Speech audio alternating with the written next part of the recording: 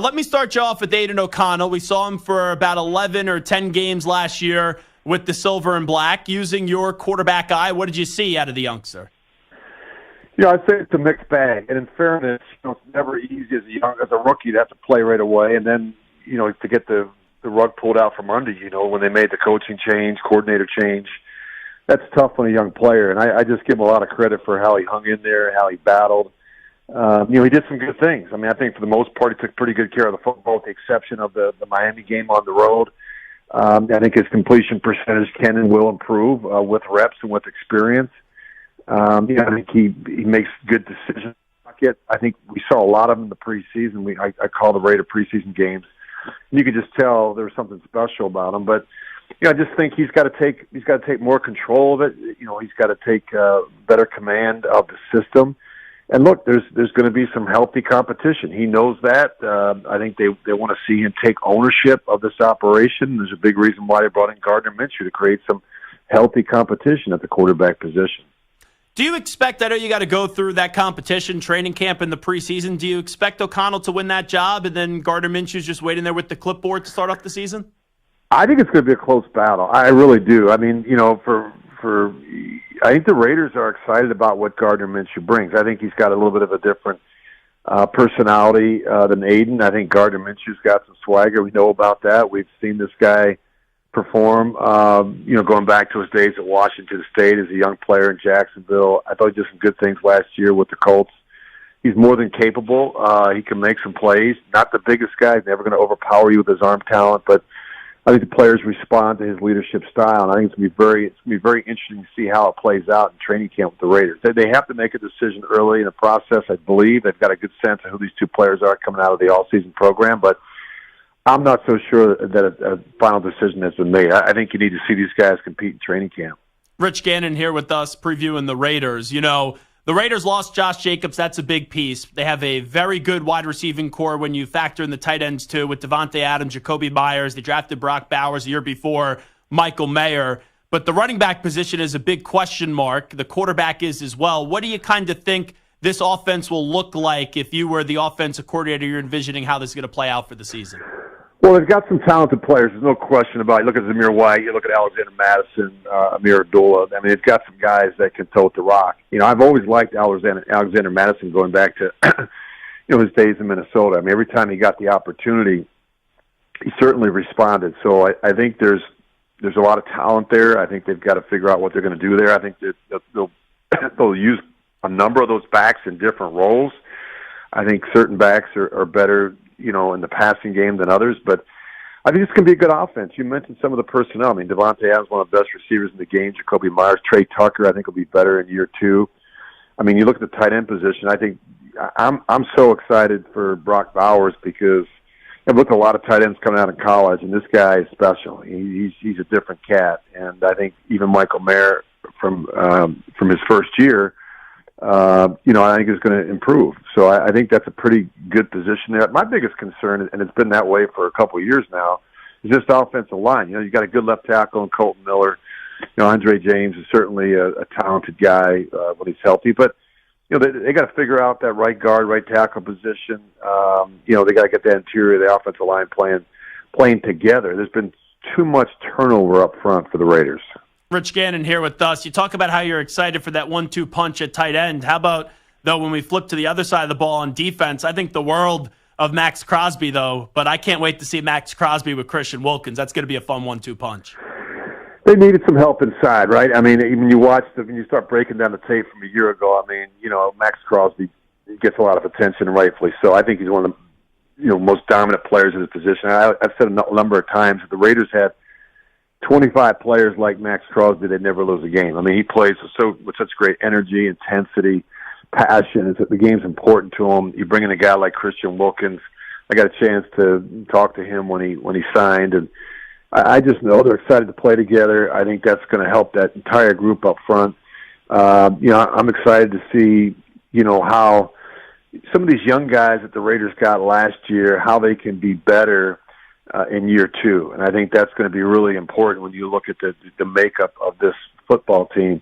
You got some young guys. Tyree Wilson's a great example. How much better can he be in year two? Got off to kind of a slow start, had to the injury. Was coming off of the surgery in the off season prior to his rookie campaign, but he's got a lot of talent. I thought Malcolm Kuntz played well down the stretch.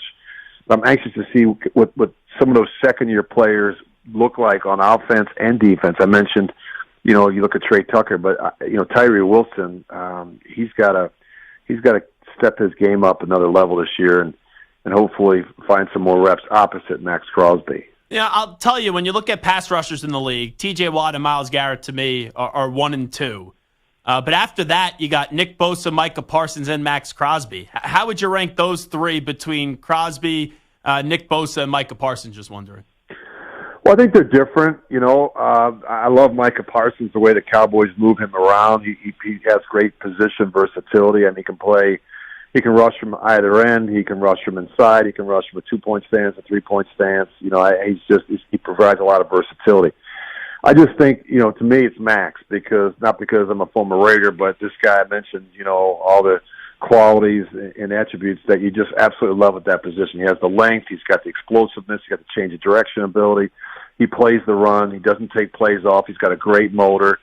I played with John Randall when he was a young player. Now, they play different positions, Randall being a defensive tackle, Max Crosby being defensive end. But if you go back and watch John Randall made a lot of his big plays late in games because he was a finely conditioned athlete, and he just wore guys down. And that's what Max Crosby does. And that's why, I really like Max. I put Micah behind him, and that's just how I look at that. But I just think you talk about some special players, but very different players at that position.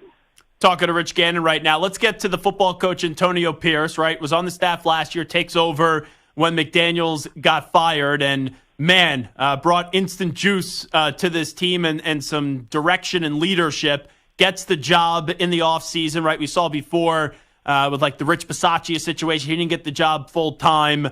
But what do you think Antonio Pierce brings to this team over the course of a full season now?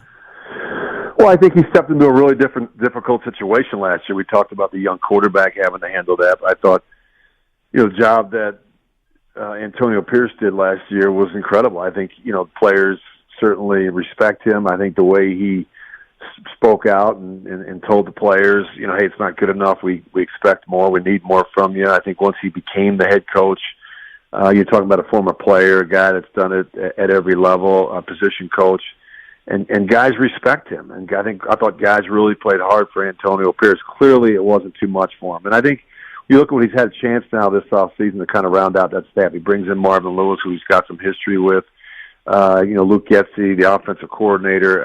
It's a pretty good staff. I think on the defensive side of the ball, keeping Patrick Graham, we did a great job last year with that unit. So I think they're a year better when you look at how they've rounded out the staff, how they've made some changes. But I think certainly he'll have benefited from having had the opportunity to be in those shoes a year ago, have an off season to reflect and to work on some things. But I'm excited for the Raiders. I think it's going to be a very interesting division. Obviously, the Chiefs are, they're the top of the division with Andy Reid and Patrick Mahomes in that operation. But behind the Chiefs, I think it's going to be very interesting how things play out in the AFC West. You got the Raiders, you got new head coach with the Chargers, and a very talented quarterback in Justin Herbert, and don't count out Sean Payton with the Broncos. They've got some new quarterbacks there as well. You look at Stidham, who was there last year, but they go out and get Bo Nix, and they like Zach Wilson. And I think you get Zach Wilson back up on the horse, you get him some coaching, and that's going to be very interesting to see who winds up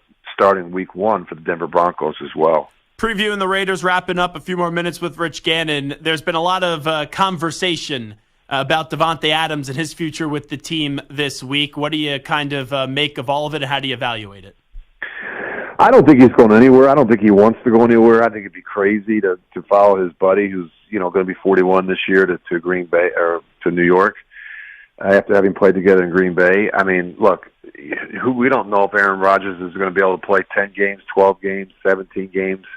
And I think that Davante Adams likes playing for the Raiders. I think the future is bright. I think sometimes the grass isn't always greener on the other side, and I just think that there's always going to be rumors, but I really believe that he's going to be a Raider for a while.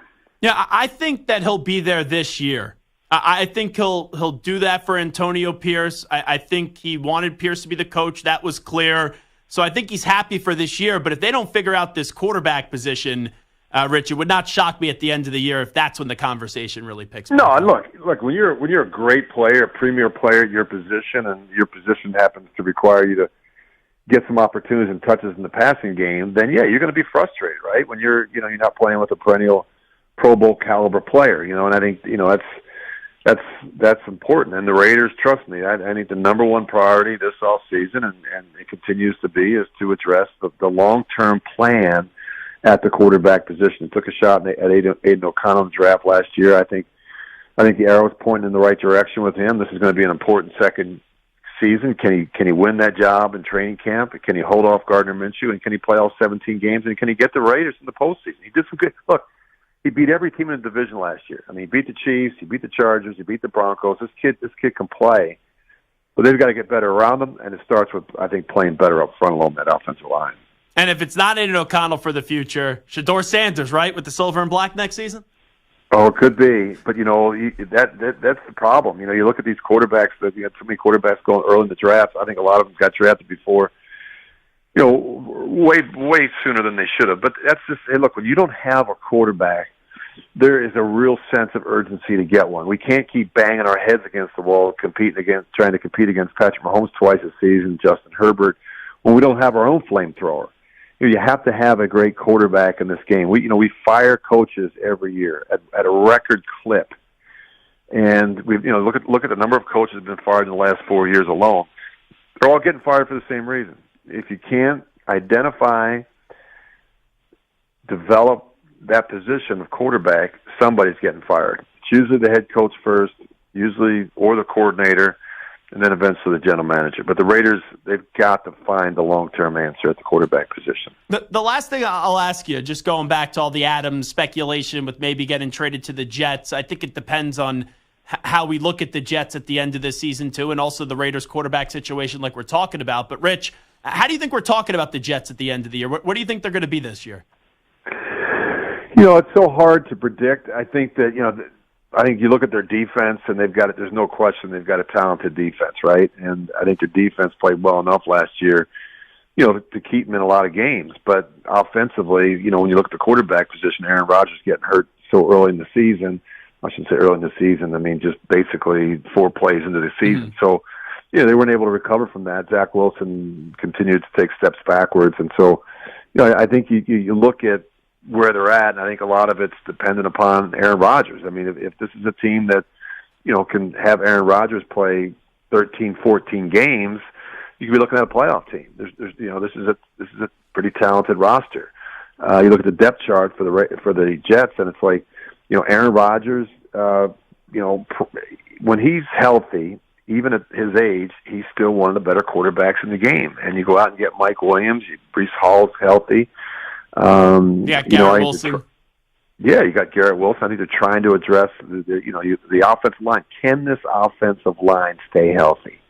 And that's a big question mark, so, I mean, you got an aging left tackle. You got a problem, with the right tackle position. A lot of movement there.